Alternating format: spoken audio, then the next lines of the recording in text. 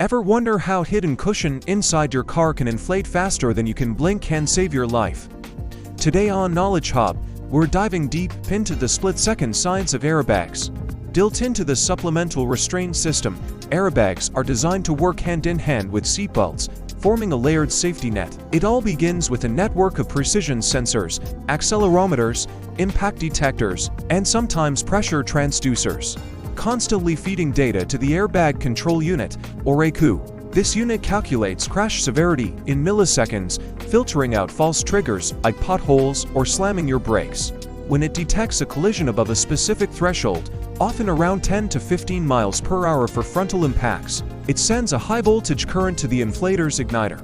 Inside, a pyrotechnic charge, once typically sodium mazide but now often guanidine nitrate for safety, rapidly burns, producing an enormous volume of nitrogen gas. This gas expansion is violent and fast, inflating the airbag in just 30 to 50 milliseconds, with the fabric bag tearing through its cover at speeds that can exceed 200 miles per hour. The woven nylon is coated to withstand heat from the chemical reaction, and the bag shape is engineered to spread impact forces across your chest, head, and torso, reducing injury risk. Small, strategically placed vents then allow controlled deflation, so you don't rebound dangerously. Modern airbags go even further. Multi-stage inflators adjust deployment force based on crash severity.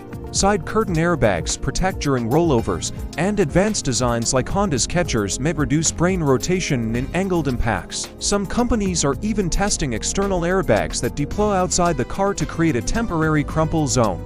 But here's the golden rule: an airbag is only truly effective with your seatbelt keeping you in the right position. If you've enjoyed peeling back the layers of this life-saving tech, buckle up for more and subscribe here at Knowledge Hub. We turn everyday safety into extraordinary science, and as always, stay curious.